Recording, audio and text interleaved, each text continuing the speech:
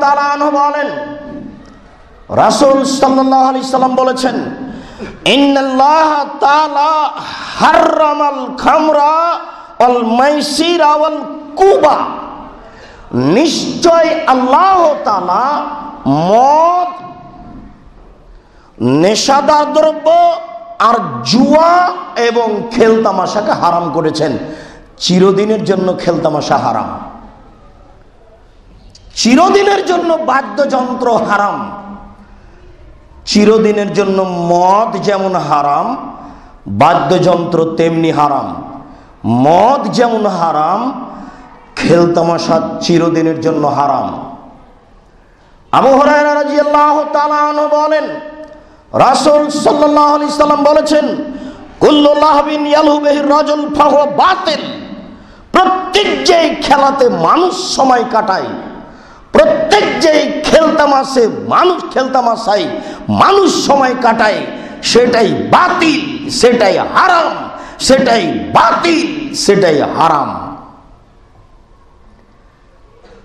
উমামা বাহিলি রাদিয়াল্লাহু তাআলা আনহু বলেন, রাসূল সাল্লাল্লাহু আলাইহি ওয়াসাল্লাম বলেছেন, লা তাবিউল কায়নাত, গান বাজনা, বাদ্যযন্ত্র, খেলতামাশার জিনিস তোমরা বিক্রয় করো না। মেয়েদেরকে গান বাজনা খেলতামাশার জন্য বিক্রি করো না। লা তাবিউল কায়নাত, তোমরা গান বাজনা, খেলতামাশা, বাদ্যযন্ত্রকে বিক্রি করো না। ওয়ালা তাশতারুহুন্না, গান বাজনা, খেলতামাশা, বাদ্যযন্ত্রের মাধ্যম তোমরা ক্রয় করো না। গান বাজনা, খেলতামাশা, বাদ্যযন্ত্রের মাধ্যম তোমরা ক্রয় করো না।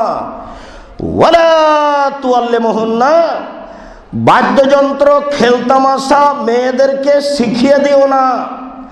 বাদ্যযন্ত্র, গান বাজনা, খেলতামাশা মেয়েদের শিখিয়ে দিও না। বাদ্যযন্ত্র, গান বাজনা, খেলতামাশা মেয়েদের শিখিয়ে দিও না। ওয়া সামানুহুন্না হারাম, গান বাজনা, খেলতামাশা, বাদ্যযন্ত্রের মাধ্যমে যা পয়সা উপার্জন হবে তা একেবারেই হারাম, টোটালি হারাম, সম্পূর্ণরূপে হারাম। গান বাজনা, খেলতামাশা, বাদ্যযন্ত্র, নাচের মাধ্যমে যেসব টাকা পয়সা উপার্জন হবে তা চিরদিনের জন্য হারাম। রাসূল সাল্লাল্লাহু আলাইহি ওয়াসাল্লাম বলেছেন, আমি অনুবাদক। হেডমাস্টার সাহেব, আপনি আপনার স্কুলে নাচের ব্যবস্থা করলেন কেন? চাকরি চলে যাবে এই ভয়ে? চাকরি ছেড়ে দিবেন। রুজি কি এখানে আছে? শেষ কথা তো আছে, প্রয়োজনে ভিক্ষা করে খাবো। কেন শেষ কথা এটা নেই? শেষ কথা তো আছে। চাকরি ছেড়ে দিতে হবে তো, পরিস্থিতি আপনার অনুকূলে থাকবে না। হকের পরিস্থিতি কোনোদিন অনুকূলে থাকেনি, কোনোদিনই থাকেনি, আজকেও থাকবে না, কিয়ামত পর্যন্ত থাকবে না। সমাজ হকের অনুকূলে থাকে না। হক হচ্ছে মনের বিরোধিতা করে, আর সমাজ হচ্ছে মন মতো চলে। যারা সমাজের নেতৃত্ব দেয় তারা মন মতো দেয়, আর হক হচ্ছে মনের উল্টা। কাজেই কোনো দিনই হক আপনার অনুকূলে থাকবে না। চাকরি ছেড়ে দিতে হবে, ব্যবসা করে খাবো, নাই মানুষের বাড়িতে কাজ করে খাবো। কোনটাই যদি না থাকে, শেষে কমলাপুর স্টেশনে যে ভিক্ষা চাইবো। ভিক্ষা চাইবো কেন? সারাদিন যদি কমলাপুর স্টেশনে বেগ তুলে দিই মানুষের গাড়িতে, সন্ধ্যা হতে হতে তো 500 টাকা ইনকাম হবে। ভিক্ষা করে খাবো কেন? ভিক্ষা করে খাবো কেন? দেশ মেরে খেয়েছে? কমলাপুর স্টেশন মেরে খেয়েছে নাকি?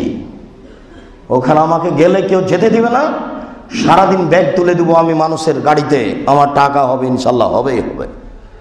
দিন মজুরি করে খাবো আমি এখানে কেন? চিরদিনের জন্য গান বাজনা, খেলতামাশা, বাদ্যযন্ত্র এগুলো হারাম, এর মাধ্যম হারাম, এই শিখিয়ে দেওয়া হারাম, এর মাধ্যমে পয়সা উপার্জন হারাম। দোকানে টিভি রেখে ল্যাংটা মেয়ে নাচিয়ে যত পয়সা উপার্জন করেছেন সবই হারাম।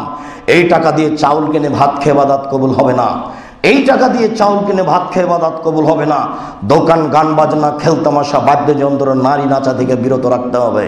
লাভ কম হবে, এটাই ভালো আছে। একদিনই বড় লোক হবেন কেন? ব্যবসা করে বড় লোক হতে হয় অন্তত 25-30 বছর বয়স লাগবে পয়সা বেশি হতে। প্রথমে হবে চকলেটের, তারপরে হবে কলা, তারপরে হবে কাপড়ের, তারপরে হবে আরো কিছু, তারপরে হবে বিদেশ থেকে ব্যবসা বাণিজ্য কোটি কোটি টাকার। অন্তত 20 থেকে 25 বছর লাগবে। একদিনই আপনি ব্যাংকে লোন নিয়ে ব্যবসা করতে গেলেন কেন? ব্যাংকে লোন নিয়ে ব্যবসা করা হবে না, ওটা হারাম। ওই কোটি টাকাকে লাথি মেরে ছুঁড়ে মারতে হবে। একটা লোক যার মারা গেছে, জানাজা হবে, তা আল্লাহ রাসূল সামনে দাঁড়িয়েছেন, এখন জানাজা করবেন। দাঁড়ানোর পরে বলছে, এই শোনো, এর কি কর্জ আছে? বলে, জি হ্যাঁ কর্জ আছে। আচ্ছা আচ্ছা আচ্ছা, ঠিক আছে, তাহলে তোমরা সালাত আদায় করো, আমি গেলাম। আল্লাহ রাসূল জানাজা করবেন না। যার ঋণ আছে তার জানাজা হবে না, তোমরা করো, আমি গেলাম। আল্লাহ নবী, আমি ঋণ দিয়ে দেবো, আমি পরিশোধ করবো, আমি জিম্মেদার, আমি জিম্মেদার। আচ্ছা আচ্ছা ঠিক আছে।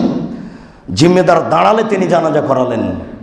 ছেলে মেয়ের তালে পড়ে কোটি টাকা ঋণ করে ব্যবসা করতে চাও? এই ব্যবসার প্রয়োজন আছে? শতবার বলছি যে আমি কলা বিক্রি করে ব্যবসা করবো, এই কথা মনে হয় না? একদিনই এভাবে ব্যবসা করতে চান কেন? হিসাব পরিবর্তন করুন, হিসাব বাতিল। খেল তামাশা বাদ্যযন্ত্র চিরদিনের জন্য হারাম।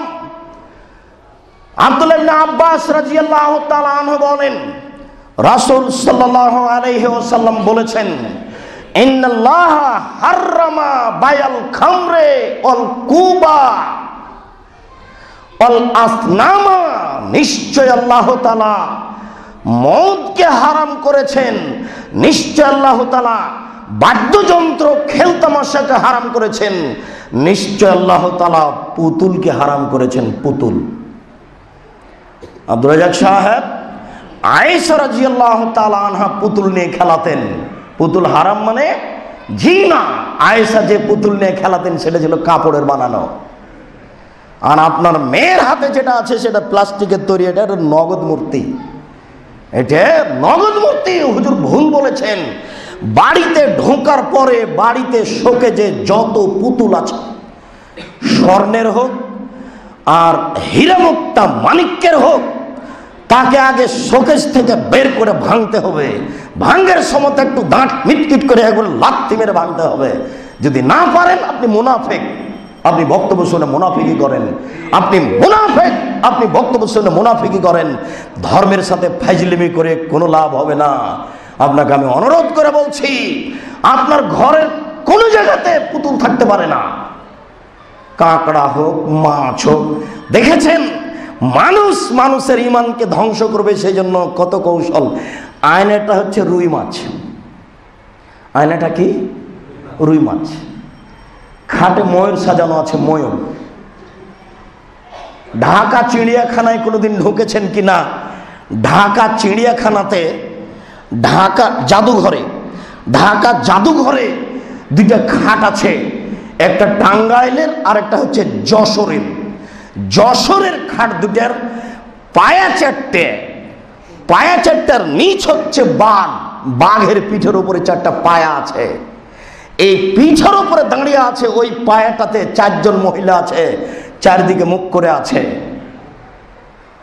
খুব ন্যাক্কারজনক করে তাকে সাজানো আছে। এরপরে এই পায়াটাতে এই যখন মহিলা সাজানো হয়েছে, এরপরে শোয়ার জায়গা। এই শোয়ার জায়গাতে আবার 4টা মহিলা আছে ভিতর দিকে মুখ করে, নিচের দিকে 4টা মহিলা বাহির দিকে মুখ করে আছে, আর উপরে গিয়ে 4টা মহিলা ভিতর দিকে মুখ করে আছে। আর ভিতর দিকে মুখ করে আছে মহিলার ধরে আছে ঘোড়া। সবাই ঘোড়া হাতে করে আছে। চিন্তা করেছেন টাকা থাকলে মানুষ কি করে? ভেবেছেন আপনি এটা কতদিন বানাতে লাগতে পারে? দেখেছেন পুতুল কিভাবে মানুষ ভালোবাসত? সব এগুলো হিন্দুদের কাজ।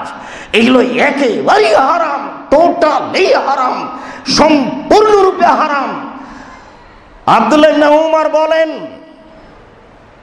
নাফে রাদিয়াল্লাহু তাআলা আনহু বলেন, সামিয়া আব্দুল্লাহ ইবনে উমর মাজামির। আব্দুল্লাহ ইবনে উমর কানে বাদ্যযন্ত্র শুনতে পেলেন। ফা ওয়াজা ইসবাইহে ফি উজনাইহে, শোনার সাথে সাথে তিনি 2 আঙ্গুল তার কানের ভিতরে ঢুকিয়ে দিলেন। আব্দুল্লাহ ইবনে উমর বাদ্যযন্ত্র শুনলেন, শোনার সাথে সাথে 2 আঙ্গুল কানের ভিতরে ঢুকিয়ে দিলেন। ওয়ানানিত তারিকে, এরপর রাস্তা থেকে দূরে চলে গেলেন। দূরে চলে যাওয়ার পরে বলছেন, নাফে জি হাল তাসমশায়ান, তুমি কি এখন বাদ্যযন্ত্র শুনতে পাচ্ছ? কালাল্লাহ, জি না, এখন বাদ্যযন্ত্র শুনতে পায় না।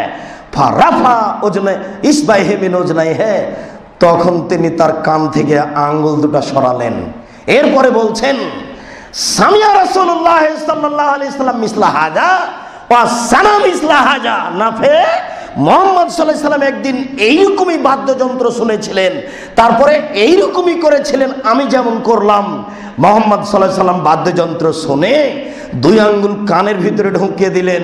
এরপরে রাস্তা থেকে সরে গেলেন। সরে গিয়ে আমাকে বলছেন, আব্দুল্লাহ ইবনে উমর, যে তুমি কি বাদ্যযন্ত্র শুনতে পাচ্ছ? তখন আমি বললাম, জি না আল্লাহ রাসূল, এখন আমি শুনতে পাচ্ছি না। তখন আল্লাহ রাসূল তার 2 কান থেকে 2 আঙ্গুল সরালেন। এবার আপনি বলেন, বাদ্যযন্ত্র হালাল না হারাম? শোনেন, ক্ষমতা এখানে দেখাবেন। গাড়িতে উঠেছেন, বাজনা বাজছে, এই ছেলে বাজনা বন্ধ করো, করেননি। এই ছেলে শোনো, আমাকে ভালো লাগে না, খারাপ লাগে, তুমি বাজনা বন্ধ করো। শুনেন না, বেটা বাজনা বন্ধ না করলে আমি লাথি দিয়ে তোর বাজনা ভেঙে দিব রে। এর নাম ক্ষমতা। দলীয় দাপটে মানুষকে জেলে দেন কেন? ঢাকা জেলায় হাজারো মানুষ আছে, 20-30 বছর থেকে আছে, ও নিজেই জানে না আমি কেন জেলে। জজও জানে না ঘটনা কি, উকিলও জানে না ঘটনা কি, কেউ জানে না ঘটনা কি, অথচ সে জেলে। এর নাম দলীয় দাপট, এর নাম ক্ষমতা। ক্ষমতা এইখানে কেন? এইখানে কেন? ভাতিজার দোকানে বাজনা বাজছে, বেটা না বাবা বাজনা খারাপ। প্রথম কাজ এটা নয়, এই কিরে বাজনা, লাঠি দিয়ে ভেঙে দেবেন টিভিটা। কেন? এর নাম ক্ষমতা। এটা প্রথম কাজ। যদি সম্ভব না হয়, বেটা এটা ভালো নয়, এটা বন্ধ কর। যদি সম্ভব না হয়, এই কথাটা যদি বলা সম্ভব না হয়, তাহলে ঘুরে দাঁড়াবেন। ভাতিজাকে ঘৃণা করি, তার কাজকে ঘৃণা করি। এখন ঈমান আছে। ঈমান 3 ভাবে হয়। একটা দেখে লাঠি দিয়ে ভেঙে দিতে হবে, এটা হলো ঈমানের প্রথম অংশ। যদি এটা সম্ভব না হয়, মুখে ঘৃণা বলতে হবে। যদি এটা সম্ভব না হয়, ঘৃণা করে সরে দাঁড়াতে হবে। এর নাম ঈমান। এটা হলো 3 নম্বর ঈমান। এতক্ষণ পর্যন্ত ছিল 1 আর 2। আমি আপনাকে বুঝাতে পারলাম না ঘটনা আসলে কি।